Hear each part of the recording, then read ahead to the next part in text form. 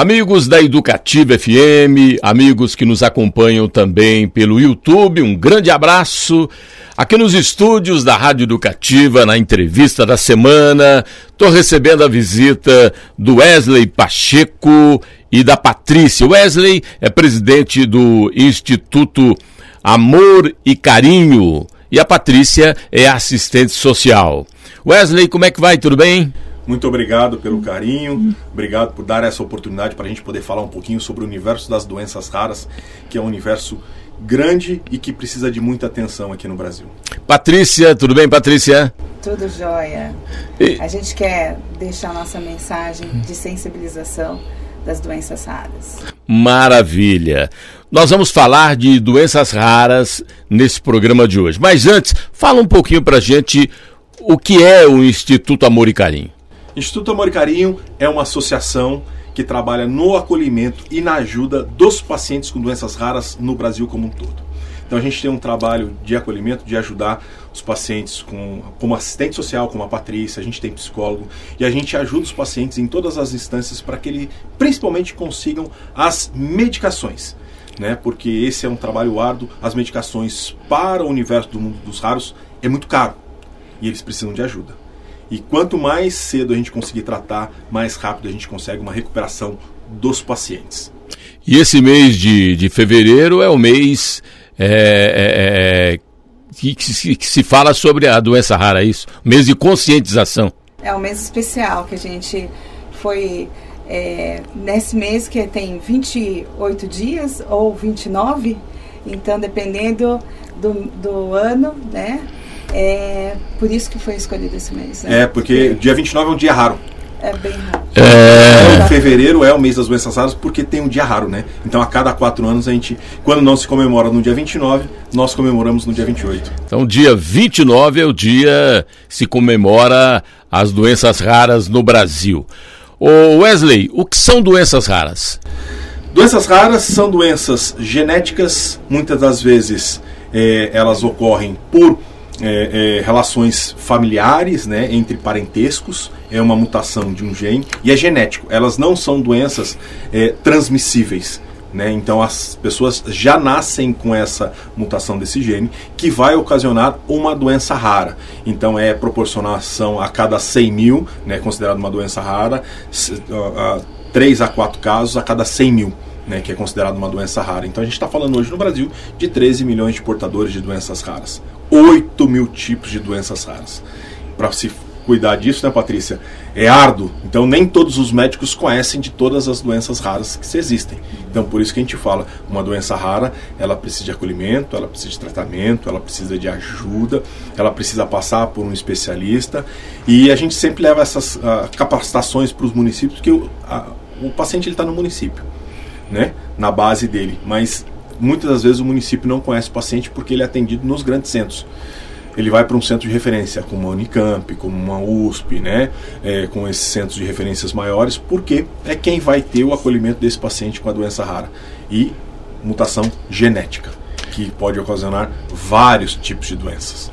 Patrícia, por exemplo, dê um exemplo aí de doença rara, vai.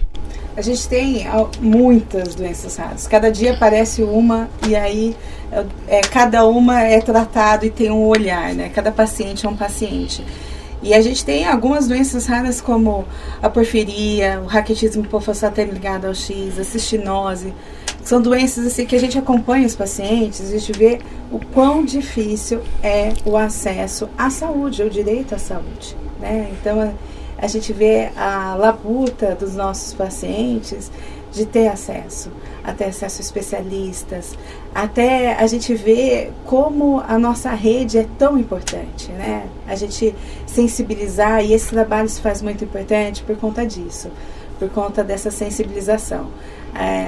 A gente ampliar o leque para que mais pessoas que não tenham diagnóstico ou que venha sofrendo e venha sendo acometido por essas doenças, terem acesso a um especialista ao tratamento, né? Então a gente vê como que é importante isso. Por quê? Porque a gente vê e acompanha muitos pacientes parando em alguns estágios de tanto buscar e não conseguir o tratamento, não conseguir o diagnóstico da sua doença.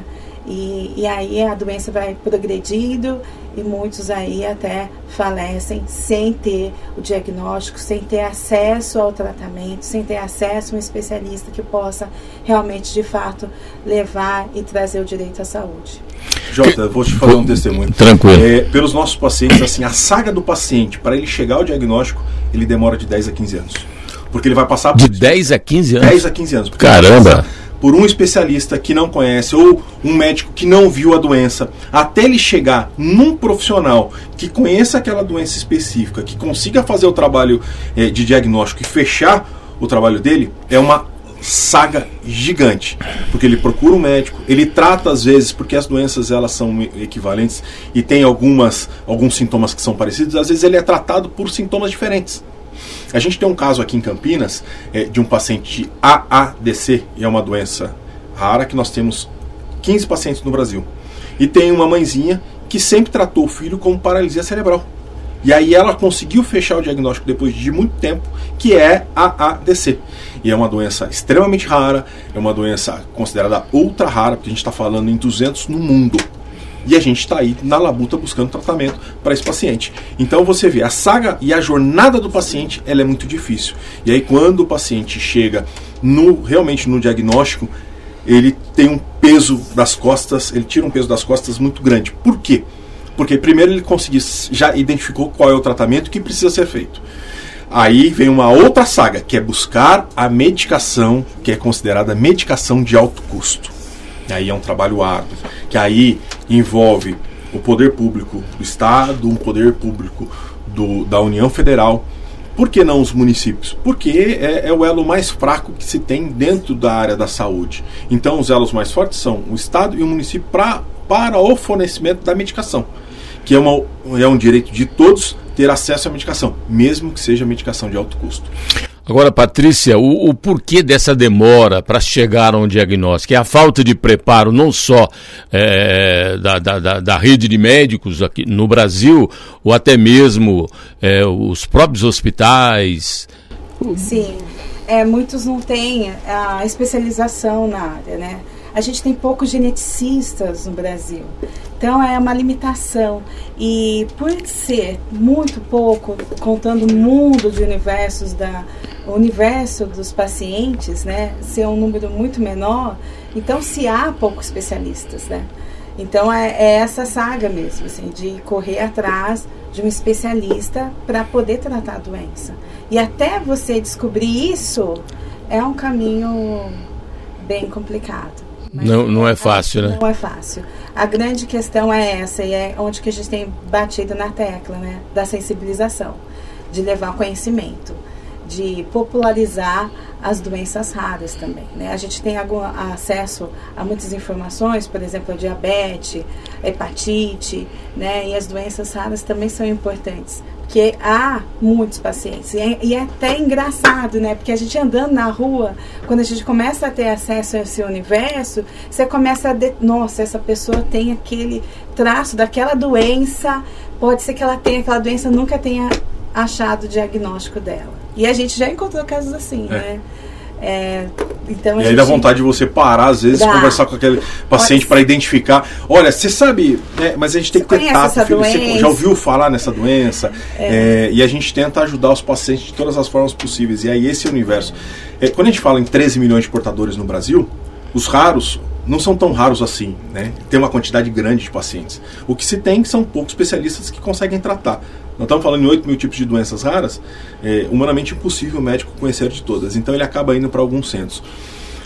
E a doença rara, o médico não vai ficar rico com uma doença rara. Ele vai ter que fazer um trabalho de benemerência, ele vai ter que fazer um trabalho de ajuda. E aí é o que a gente procura fazer, conscientizar para que os médicos estudem um pouco mais sobre as doenças e que eles consigam fazer um trabalho de ajuda humanitária a essas pessoas que estão precisando de acolhimento. Com certeza, acesso à informação, esse trabalho da rádio, dos meios, das mídias sociais, com certeza, esse é um grande ferramenta para os pacientes com doença rara. ter acesso às informações. Os centros e os melhores centros que nós, não centro de cidade, falo centro hospitalar, no Brasil são PUC, Unicamp. Tem o Pequeno Príncipe em Curitiba, nós temos os hospitais IGI em São Paulo, nós temos no Nordeste, Unifesp. Nós temos aproximadamente 30 centros de referência habilitados pelo SUS para poder fazer o acolhimento, mas é pouco. É pouco. Então você pega esses grandes centros, que o pessoal sai das outras regiões para vir fazer o acolhimento aqui e nesse universo de atendimento. Então a gente precisa que sejam credenciados outros hospitais e sejam habilitados para o atendimento do universo do mundo dos raros.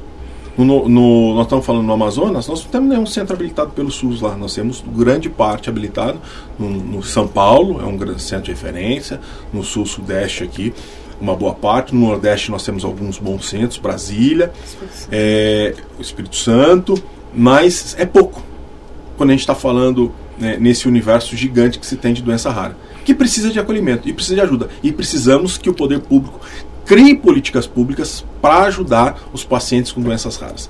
Políticas públicas que sejam desde o acolhimento até a ajuda. Um grande avanço que se teve recentemente foi o teste do pezinho ampliado, que você consegue identificar o tratamento das doenças antecipadamente. Mas aí vem a grande dificuldade. Eu identifiquei a doença, e agora eu posso tratar? Aí vem a saga do tratamento. Porque a maioria das medicações que se tem hoje, elas não são incorporadas pelo SUS. E aí os pacientes precisam recorrer à judicialização para conseguir a medicação, que é um direito de todos, E aí vem a briga. Aí vem a briga do SUS, do judiciário, às vezes os juízes precisam entender um pouco mais, às vezes eles optam, mas existe um tratamento na rede, mas aquele tratamento que está na rede não é o adequado, porque chegaram novas tecnologias, novas situações, e a incorporação dessas novas tecnologias pelo SUS, ela é demorada. E aí, somente através da judicialização, para se conseguir a medicação. Mas mesmo assim, o trabalho do SUS é importante. Fantástico, fantástico. O SUS é maravilhoso. Porque hoje, a maioria dos pacientes das doenças raras, eles estão acolhidos pelo SUS.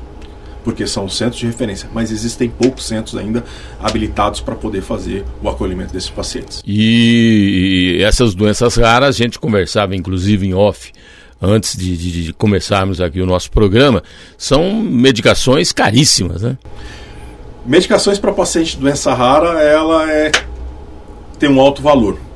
Por que ela tem um alto valor? Primeiro que o desenvolvimento para chegar ao resultado é anos de pesquisa. Não é simplesmente 1-2 meses que chega lá, não. São anos de pesquisas com avaliações, com estudos, com aprovações das medicações pelos órgãos de fora também, dos Estados Unidos, da Europa, para depois chegar no Brasil, para chegar numa Anvisa e pedir uma aprovação aqui no Brasil. Mas o N de pacientes ele é pequeno. Então você pega para uma doença rara, por exemplo, a ADC, nós estamos falando em 14 no Brasil. Aí você pega uma medicação de um preço extremamente elevado, mas é uma medicação que vai fazer a cura do paciente. E a gente tenta buscar essa ajuda. Por isso que se tem uma elevação, tem um preço elevado. Porque o número de pacientes... A gente fala em 13 milhões, mas 8 mil tipos de doenças. Doença de Fabry hoje, nós estamos falando que nós temos aproximadamente 400 a 500 no Brasil. A ADC, 4. Raquitis, nós estamos falando em 250.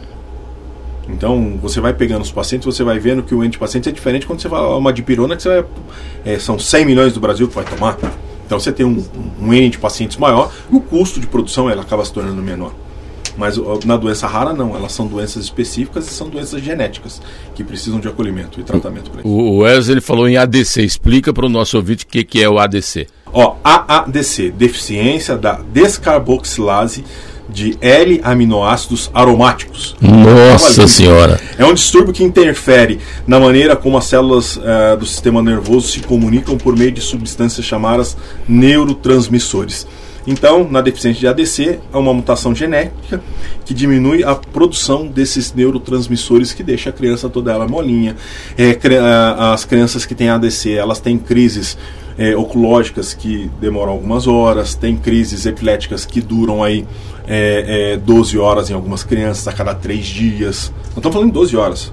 de tratamento. Então, aí você tem a proporcionalidade, algumas crianças têm mais, outras menos, só que são as crianças que precisam. Só que aí quando um paciente tem uma doença rara, né, ele para com toda a família para poder cuidar. É justamente isso que eu ia perguntar, quer dizer, aí é um tratamento não só para o paciente, mas inclusive para a família também. Para a família. Isso quando a gente não tem, né, Patrícia, quando o pai, né, descobre que a criança tem uma doença rara, ele pega e vai embora, deixa a mãe sozinha. Caramba, pelo amor de Deus, verdade. Verdade. A gente tem uma das maneiras de sensibilização também, a gente trabalha com parceria e tem grandes por trás disso na questão da cultura também, né? Que a cultura também é um meio de sensibilização. E aí tem alguns filmes, alguns curtas que estão falando de doença rara. Então isso também é fundamental e retratando a história, a realidade de pacientes e famílias com doença rara. E esse é muito comum, infelizmente. E doença rara ela pode acometer em criança e adultos. Por exemplo, PAF, polineuropatia amiloidótica familiar. A gente vai dar nomes de doenças aqui, é um extremo, né? É uma doença também genética, que ela vai acometer principalmente os descendentes de portugueses. Ele começa a ter alguns formigamentos na perna, adormecimento na perna, ele começa a perder a sensibilidade na perna, ele começa a perder os movimentos, ele começa a perder os movimentos do corpo depois, ele vai para uma cama e aí vai para o estágio final. Porém, toda essa transmissão que ocorre, né, essas sensibilidades, ele ainda continua com o cérebro funcionando normal. A cabeça está boa, é o corpo que não está mais respondendo. E são 3 estágios que precisam trabalhar. Você trabalha no estágio 1 para poder estagnar a doença. Quando não dá o resultado, você vai para o estágio 2. E se deixar passar para o estágio 3, aí não tem cura. Caramba! Então são algumas doenças que a gente fala, a gente fica muito sensível. E aí a gente vê o quanto que é importante esse diagnóstico precoce, né? Porque você vai pegar uma pessoa que já está lá no final, né? Que já não tem mais tratamento, e você pensar quanto de tempo que poderia ter tratamento, então isso também é lamentável. Por isso que a gente volta a falar, né? A importância dessa sensibilização e dessa informação. Nós falamos aí da saga do paciente, da família, né? Até chegar ao diagnóstico real. E a partir daí, aí o caminho é a justiça. Qual é o procedimento? É a justiça. Mas qual o caminho que a pessoa deve trilhar para essa saga, nova saga? São 2 caminhos que tem.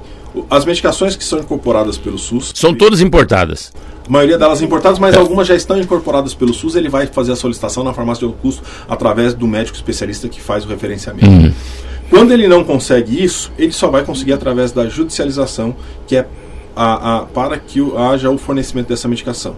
E aí tem um trabalho árduo, que é primeiro ele pegar a receita lá do relatório, fazer uma solicitação na farmácia de alto custo. Aí ele vai ter a negativa que não vai fornecer, porque ainda não está incorporada no SUS. E a partir daí, ele entrar com um processo judicial fazendo a solicitação da medicação. Aí é uma outra saga, porque ele não consegue do dia para a noite. Então ele vai passar por um processo judicial que pode levar 1 ano, 2 anos, às vezes com 8 meses ele consegue a medicação. E aí depende de cada juiz, depende de cada vara que vai ocorrer, que vai andar esse processo. Tem processo que anda rápido, tem processo que é demorado.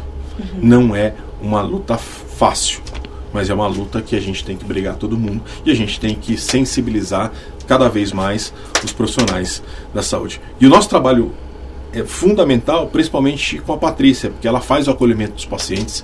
Ela, como assistente social, ela visita, né, os pacientes, ela entende a necessidade, ela faz um referenciamento dos pacientes, e aí precisa, às vezes, do município entrar no circuito, também ajudar, porque ele está num município distante, precisa de transporte, né, Patrícia? Como é que ele faz? Aí a gente fala, a Patrícia muitas vezes faz referenciamento para poder conseguir o transporte para levar para um centro de referência.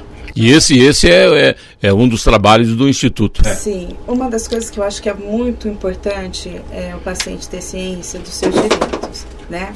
Então a gente tem a Política Nacional de Atenção Integral à Pessoa Portadora de Doença Rara, pessoa com doença rara, que é a Portaria 199, que fala também que o paciente tem prioridade e que o município precisa assistir esse paciente da forma do que não tem o especialista lá no município, então eu vou encaminhar para o local que tem especialista, né? De fato, muitos municípios, por exemplo, não tem o nefrologista, então não tem o geneticista, então eles precisam encaminhar para um lugar que tenha. Então esse suporte do município é muito necessário. Trabalhar a rede com todos, né? A gente sozinho não é nada, né? Aí a gente vê o paciente portador de doença rara. Então a gente precisa formar uma rede de apoio para que eles possam ter o seu direito garantido aí, a busca dele, né? Então a gente sempre fala, né? Às vezes o paciente está lá, ele foi diagnosticado lá na UBS, na Unidade Básica de Saúde, e aí o que acontece? Fica lá, porque não tem especialista. E se ele tem a ciência do seu conhecimento do seu direito, ele vai lá e vai falar, vai cobrar por isso, né? Quando a gente sabe o nosso direito, a gente vai cobrar por isso.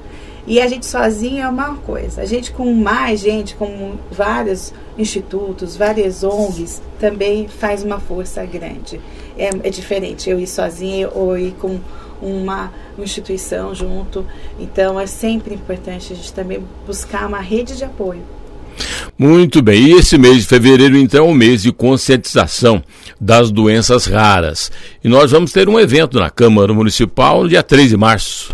Dia 3 de março agora, junto com a Câmara Municipal, para poder divulgar as doenças raras. Nós estaremos lá, não só o Instituto Amor e Carinho, nós estaremos lá com a Câmara Municipal, a Escola do Judiciário lá da Câmara Municipal, Judiciário Legislativo. Legislativo, e também com a FAG, outra associação aqui de Campinas também, para a gente poder divulgar e transformar o conhecimento. Porque quanto mais pessoas falarem de doenças raras, mais políticas públicas serão criadas e a gente consegue desenvolver um trabalho de acolhimento melhor para os pacientes.